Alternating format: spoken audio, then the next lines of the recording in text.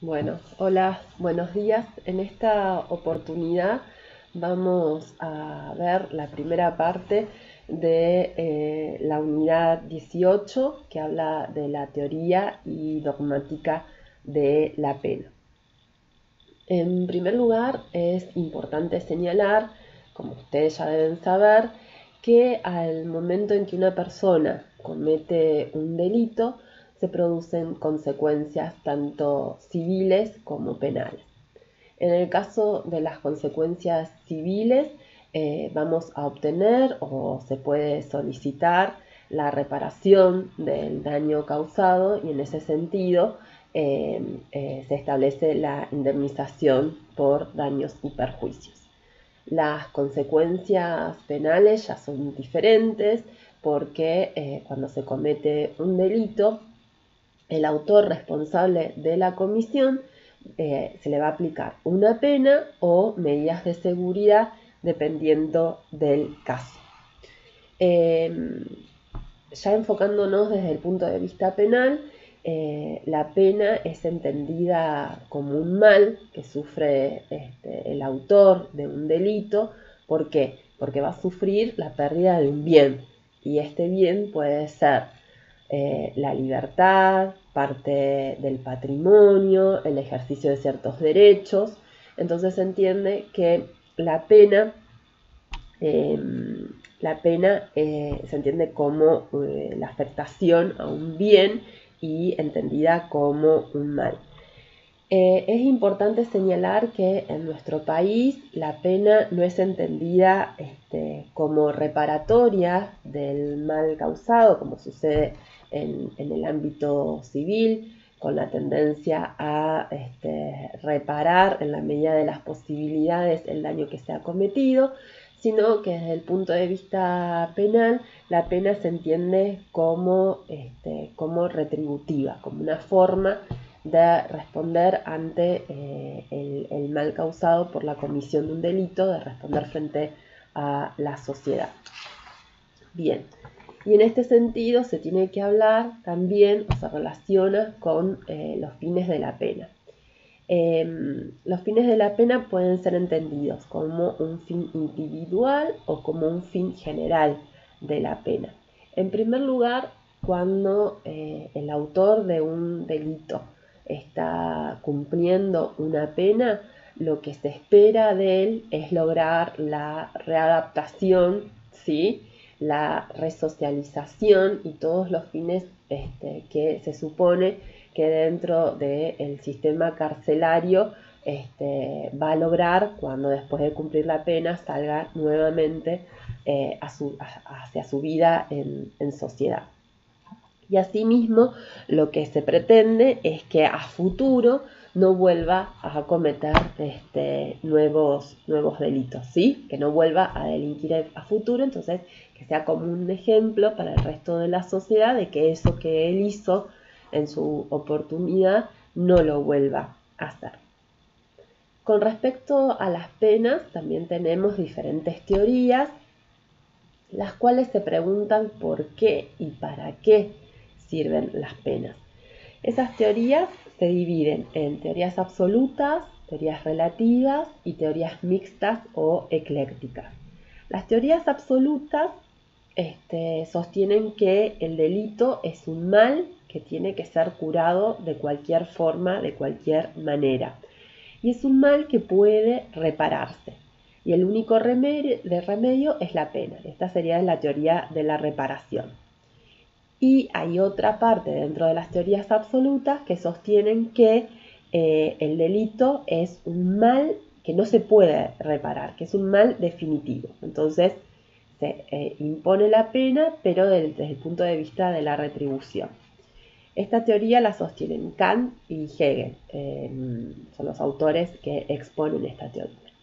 Después tenemos las teorías relativas que consideran que la pena no es un fin en sí mismo, sino que tienen un fin que trasciende, ¿sí? Ya no se aplica ni se justifica por un principio de justicia, sino por un principio utilitarista que es proteger a la sociedad. Y dentro de esta corriente tenemos a los autores Hobbes, Locke y Rousseau. Después, por último, tenemos las teorías mixtas o eclécticas que toman elementos o características de las dos anteriores. Procuran justificar la pena en su capacidad para reprimir, que sería la de retribución, y prevenir, protección al mismo tiempo.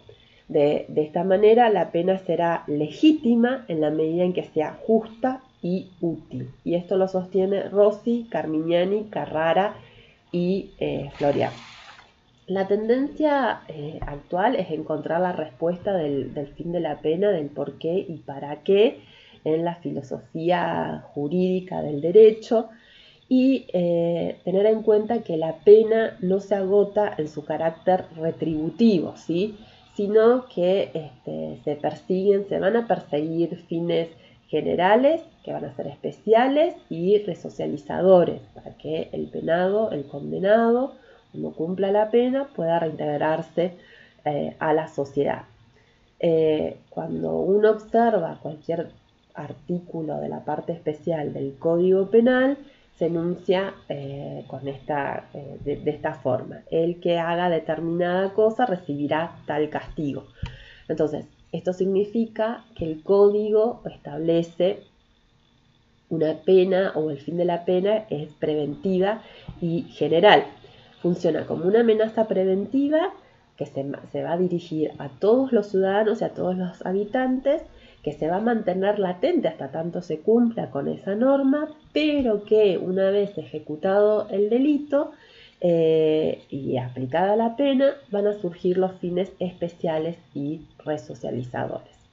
Entonces, la tendencia actual va a adoptar de estas tres teorías una teoría ecléctica, en la cual se reconoce en la pena las exigencias utilitaristas de necesidad de la sanción propias de las teorías preventivas, como es la evitación de futuros delitos, en la que incluso caben los criterios de prevención general, y la pena debe ser considerada de manera proporcional, humana, igualitaria y resocializadora.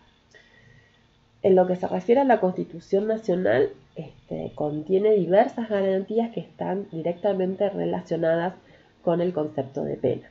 Por ejemplo, el principio de la dignidad humana, la prohibición de torturas, las penas o tratos crueles, inhumanos o degradantes, el principio de personalidad de la pena, el fin de resocializador como finalidad esencial de las penas privativas de la libertad, la prohibición de la confiscación, la prohibición de la prisión por deudas, garantías procesales como el debido proceso, juez natural, etc. Bueno, cuando hablamos de sistemas penales, cada país va a tener su propia legislación y, como consecuencia, su propio sistema penal, que va a estar integrado por un conjunto de normas jurídicas.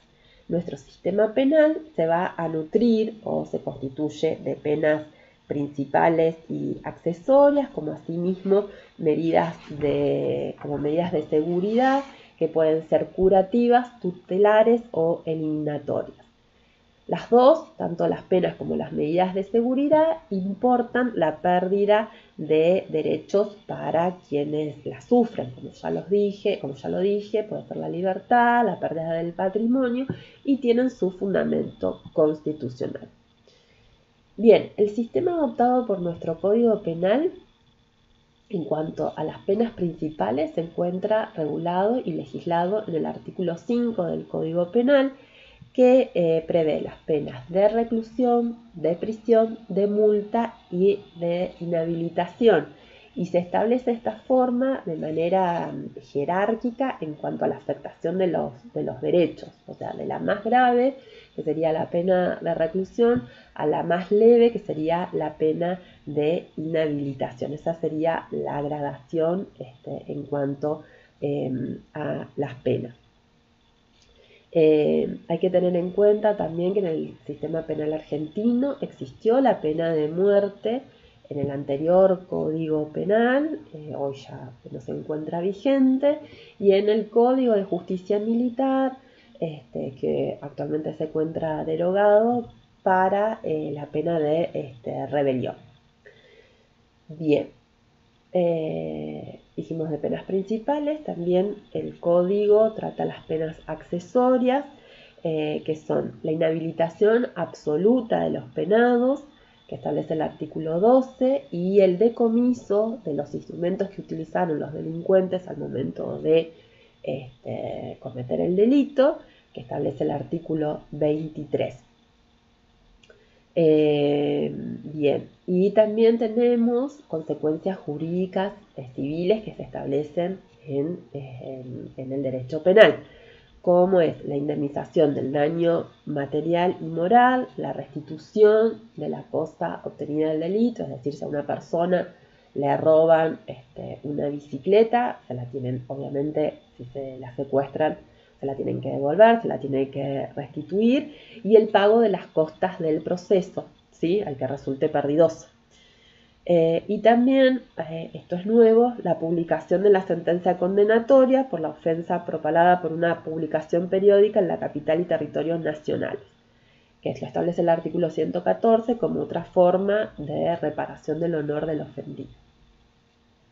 Asimismo, integran el sistema penal la reclusión por tiempo indeterminado del artículo 52, las medidas curativas del artículo 34, inciso primero, y de la ley 23.737, que es la ley de estupefacientes, y las medidas educativas o tutelares de la ley 22.278, que habla del régimen penal de los menores o de la relación de los menores con la ley penal.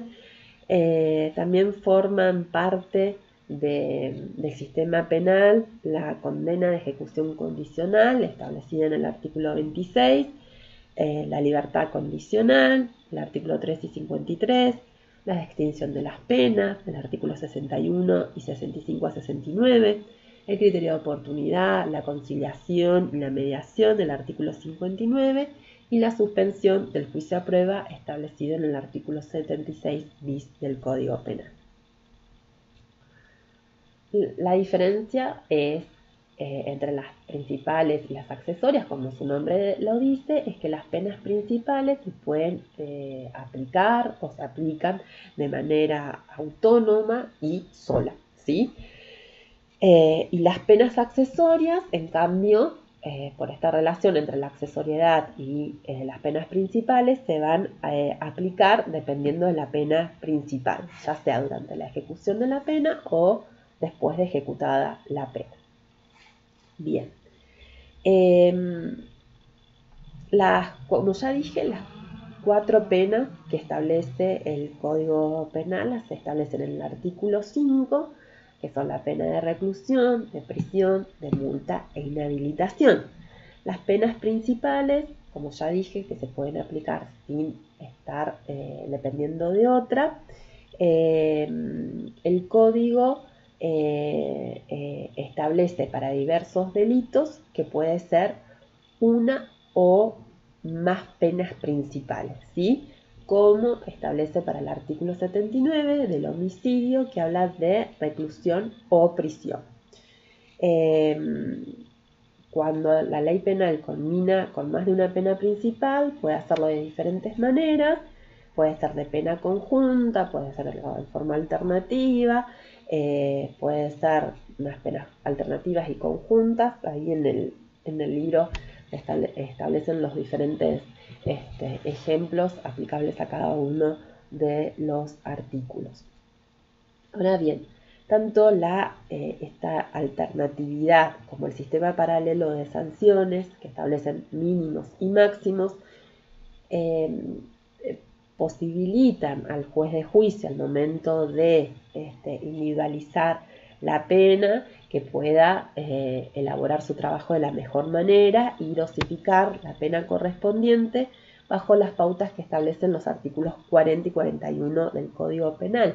El magistrado no se puede apartar nunca de esos mínimos y esos máximos, salvo que él, de oficio o a pedido de parte, declare la inconstitucionalidad de la norma. Bien, las penas principales, como ya las mencioné, pueden ser divisibles o indivisibles. Son divisibles las penas que se pueden aplicar por partes de tiempo o de la cantidad establecida por la ley. Por ejemplo, de 1 mes a 2 años en el hurto o multa de 1.000 a 15.000 pesos en el delito de apropiación de cosa perdida. La indivisibilidad proviene por la propia naturaleza de la pena, por ejemplo, prisión perpetua, inhabilitación absoluta perpetua. Ahora bien, cuando hablamos de la pena de muerte, que significa una de las sanciones, es la sanción más grave porque termina con la existencia misma de la humanidad de una persona. En su momento se había discutido porque la Constitución Nacional prohibía la pena de muerte por cuestiones políticas. Entonces, algunos doctrinarios entendieron que la pena de muerte se podía aplicar en casos o en cuestiones que no fueran políticas. Pero esto no es así, porque al suscribir nuestro país diferentes tratados y convenciones y pactos internacionales en los cuales se han comprometido a la abolición progresiva de la pena de muerte, esto significa que a futuro no se podría pensar en aplicar semejante pena. Por otra parte, más allá de este justificativo netamente jurídico, lo cierto también es que la pena de muerte no va a cumplir con los fines que se establecen para la pena, porque qué tipo de resocialización, readaptación y demás puede cumplir una persona que va a ser ejecutada. Por otra parte, la pena de muerte va en contra de todo concepto de dignidad humana, y también se corre el peligro de que exista un error judicial y que se condene a pena de muerte a una persona que no fue la que cometió el delito. Entonces, desde todo punto de vista, la pena de muerte como pena más extrema, como pena más gravosa, hoy por hoy y a futuro no se va a poder aplicar acá en la Argentina, ¿sí? Por estos fundamentos que yo he dado y que la Corte Suprema de Justicia de la Nación los ha establecido y ha fijado determinados criterios, como por ejemplo en el fallo Esteves, y en otros que hablan sobre la pena de muerte. Asimismo, a través de la suscripción de pactos, convenios y tratados internacionales, la Argentina se ha obligado también a sancionar cualquier tipo de torturas, de tratos crueles, inhumanos y degradantes, que eso ya estaba prohibidos desde el momento en que se suscribió la Asamblea del año 13, pero que ha sido ratificado en convenciones y en tratados posteriores. Entonces, vuelvo a repetir, de ninguna manera, por estos fundamentos que he dado, se podría hablar de la aplicación de la pena de muerte aquí en la Argentina. Cuando hablamos de penas privativas de libertad, hablamos de las únicas que existen, son las penas de reclusión y prisión, que el condenado va a cumplir en un lugar cerrado, en el cual se está afectando su libertad ambulatoria. La idea es alejarlo de la sociedad para que luego de cumplida la condena vuelva a reinsertarse y con el fin resocializador. Bien.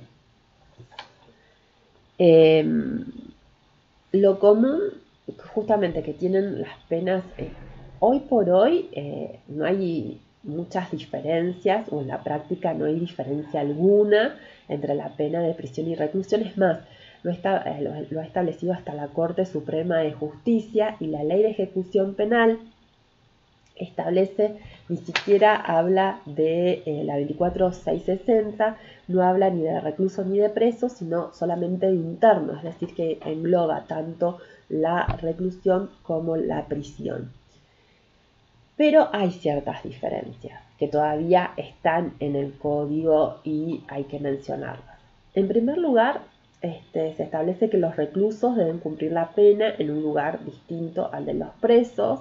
Esto en la realidad no se cumple porque están todos en el mismo lugar, sea en la alcaldía, en el establecimiento de ejecución penal, comparten los mismos espacios.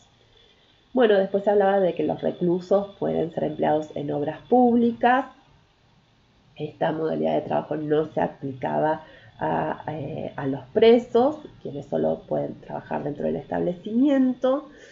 Y, por ejemplo, en materia de libertad condicional, el artículo 13 establecía que el recluso condenado a una pena de hasta 3 años puede pedir el beneficio recién al año de cumplimiento, mientras que el sujeto que soportó prisión le bastará 8 meses de privación de libertad para peticionar la medida. Como vamos viendo, siempre la pena de reclusión fue como más gravosa que la pena de prisión.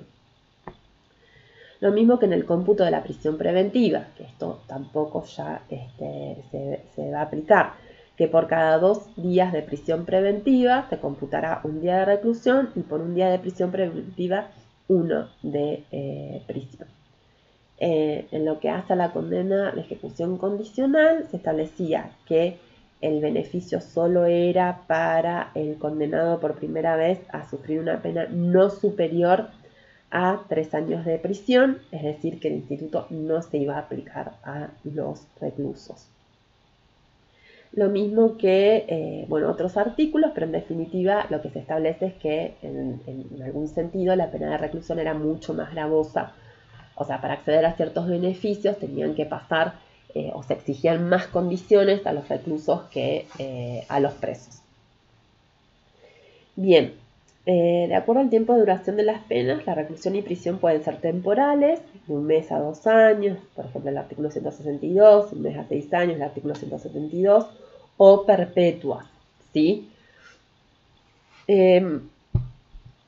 Esto también es de dudosa constitucionalidad cuando se habla de penas perpetuas, porque, todas tienen un límite. Cuando vemos el artículo 13, que permite conceder la libertad condicional al condenado después de haber cumplido 35 años de encierro, ¿sí? Siempre que hubiera observado los reglamentos carcelarios. La única pena que es forzosamente perpetua dentro del régimen penal es la prisión o reclusión de este tipo, de esta clase, perpetua, aplicada a los reincidentes, a quienes por imperio del artículo 14 no puede otorgárseles la libertad condicional, conforme al artículo 13. La pena es absolutamente perpetua. Lo mismo a quien no fue declarado reincidente, pero cometió alguno de los delitos que observamos en el artículo 14, y para el caso del liberado condicional, que fuera sancionado a prisión o reclusión perpetua, y se le revoca el beneficio por infracción a las reglas de los incisos 1 y 4 del artículo 13 del Código Penal. Entonces, estos serían los casos en los que la pena sí es perpetua, que obviamente tiene todos sus reparos y sus cuestionamientos. La perpetuidad también puede encontrar sus límites en las figuras del indulto, de la amnistía y de la conmutación de penas, que pueden ser otorgadas por los titulares del Poder Ejecutivo, tanto nacional como provincial. Pero como ya dije, tiene un cuestionamiento constitucional porque menoscaba la humanidad de las personas, y también como la pena de muerte va en contra de los fines de la pena. Esto lo ha establecido también en la Corte Suprema en el caso Gramajo, donde se entendió que la reclusión por tiempo indeterminado no era una pena, sino una medida de seguridad que estaba fundada en la peligrosidad de la gente, la peligrosidad entendida como un juicio de valor puramente subjetivo, que implica nacer o hacer nacer una enemistad con la otra persona y excluir a esa persona de la sociedad. Entonces, como ya dije, estas penas van en contra de los fines establecidos justamente para ellas. Y la Corte también ha dicho que una pena que es muy extensa en el tiempo, asimismo se asimila a la pena de muerte. De muy larga duración resulta equivalente a la pena de muerte. ¿Por qué? Porque llegado el caso que la persona, el condenado, no muera dentro de la prisión, que muchas veces por las condiciones en las cuales cumplen las condenas puede eso suceder, salen ya sin posibilidades de trabajar porque han excedido el periodo de actividad, entonces es como si fuera una muerte civil, ¿sí? Prácticamente.